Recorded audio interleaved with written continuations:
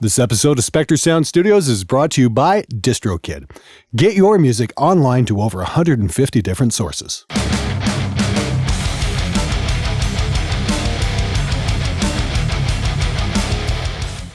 Hey everybody, how's it going? Welcome to SMG Viewers Comments number 63. It is Friday, September the 30th. I'm in LA this week, so I will be doing a fan meetup tomorrow night.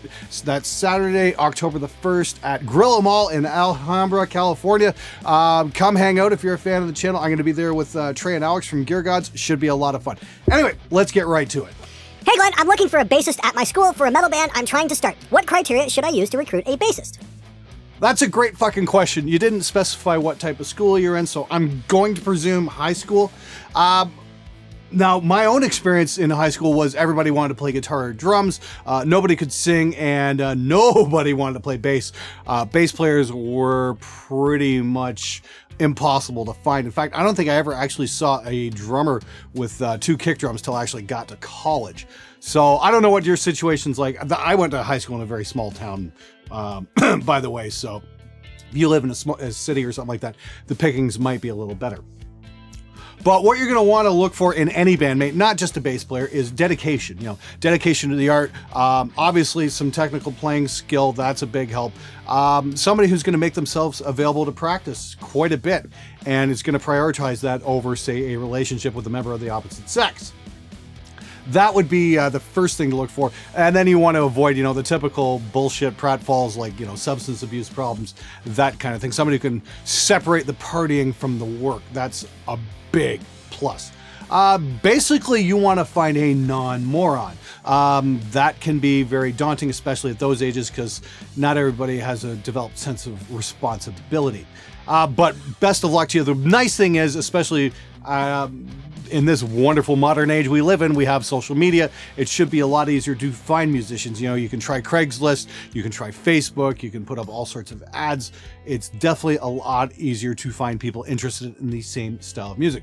Back in my day, we had to, make up flyers and go hang them up at our local record stores. I don't know if anybody actually does that anymore, but if you do, hey, more power to you. What has been the hardest instrument you had to record when starting out?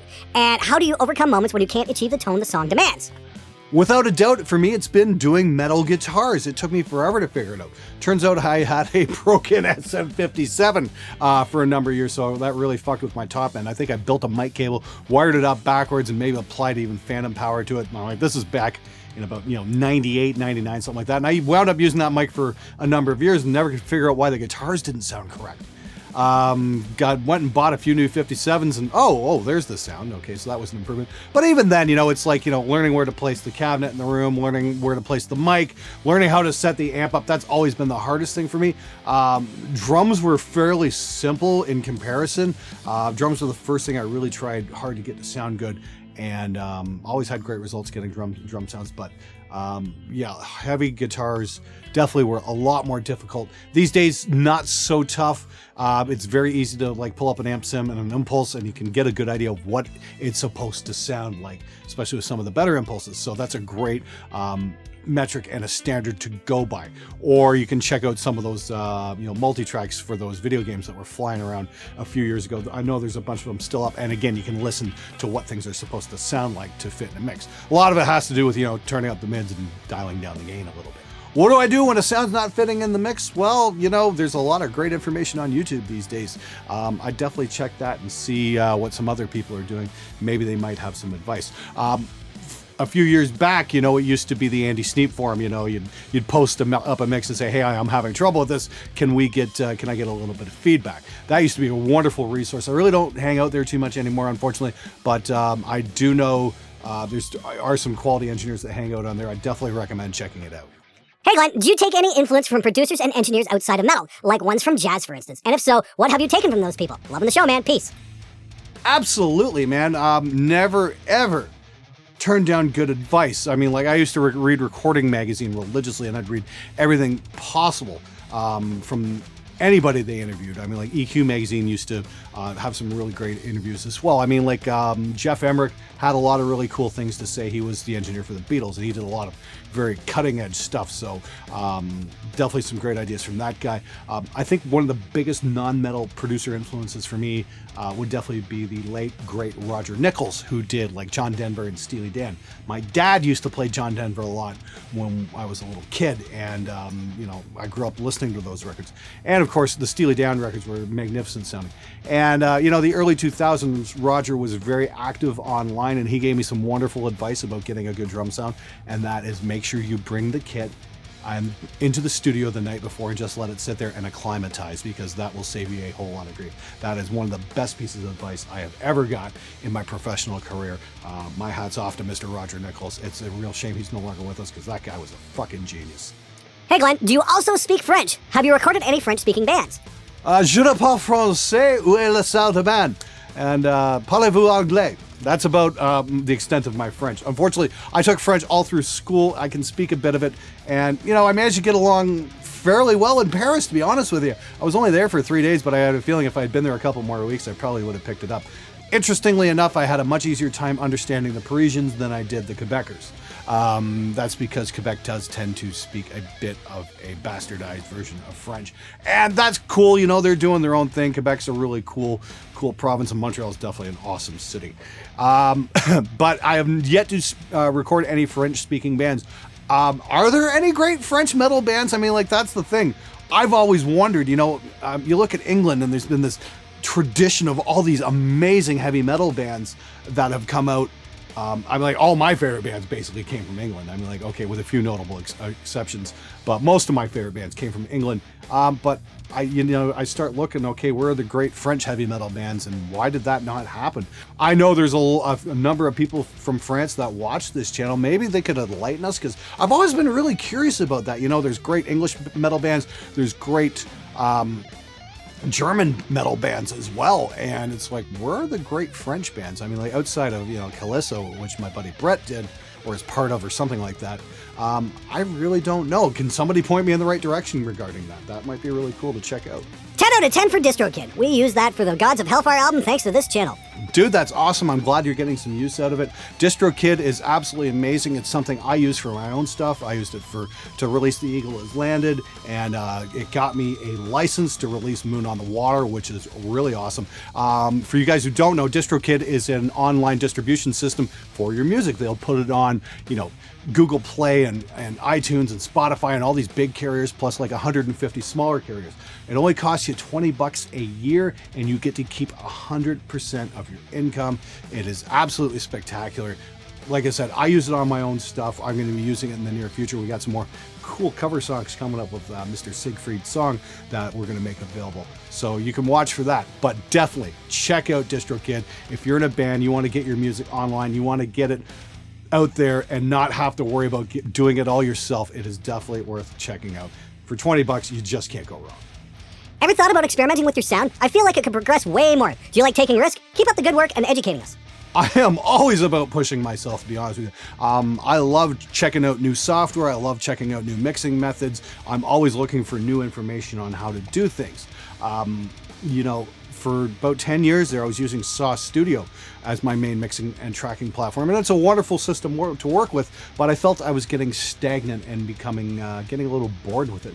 And that happens after you stare at the same screen for 10 years. So a couple of years back, I decided to make the switch over to Reaper, and because I was really digging the whole drag and drop interface, and I love the drum editing system in Reaper. I thought it was very efficient and a great way to do it. I have been in contact with the fine folks at Harrison Consoles, and I will be checking out Mixbus 32C probably next week when I get back from AES. I'm really looking forward to trying that out.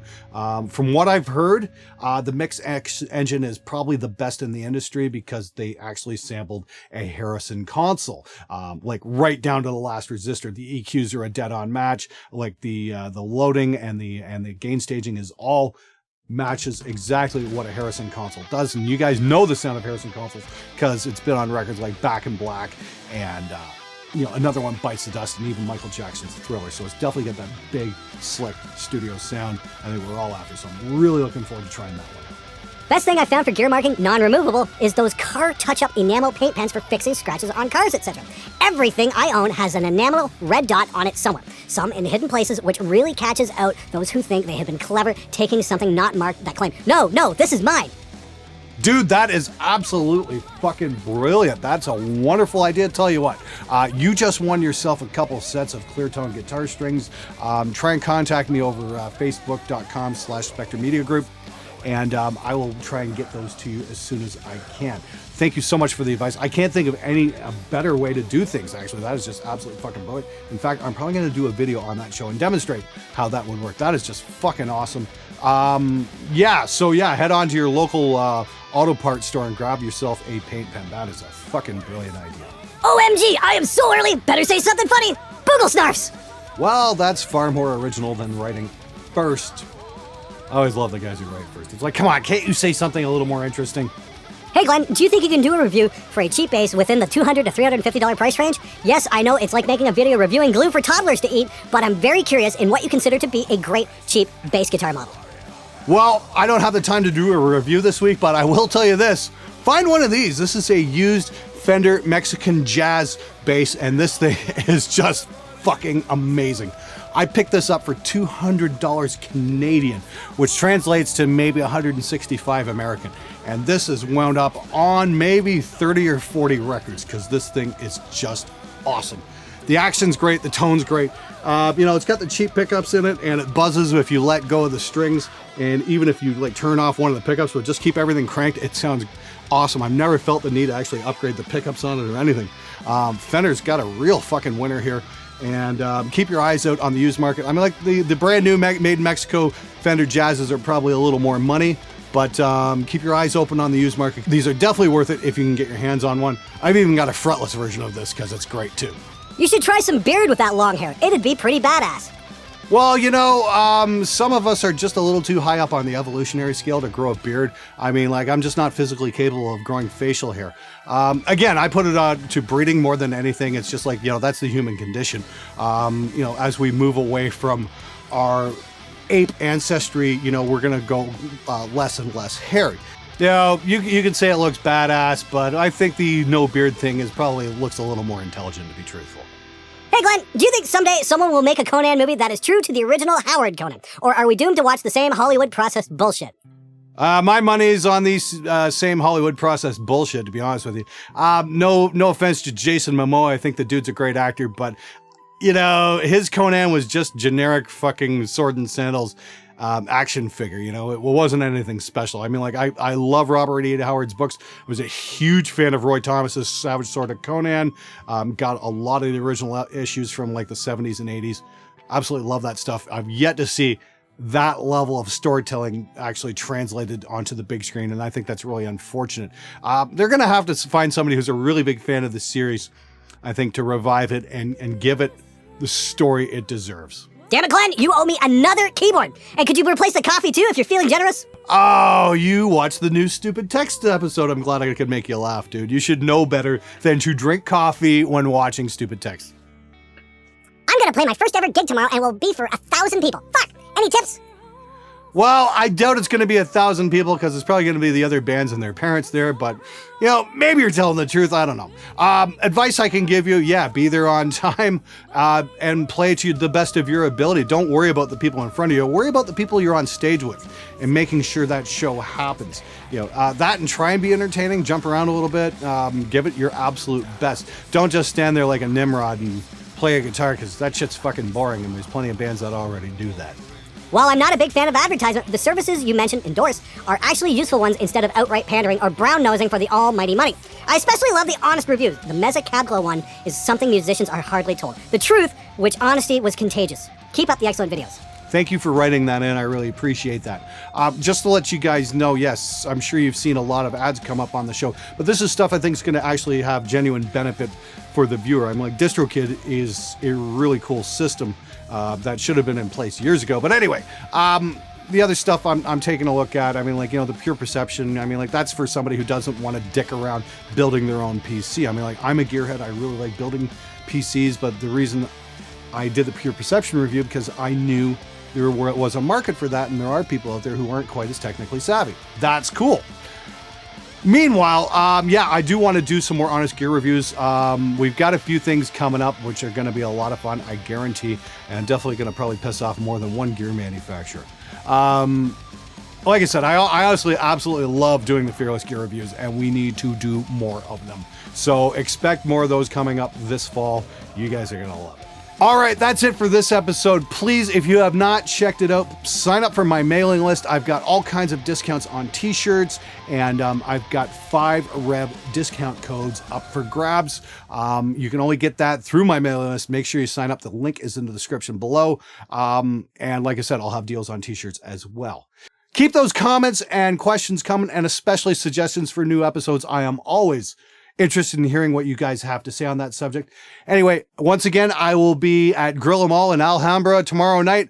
You guys have a wonderful weekend. I'm out of here.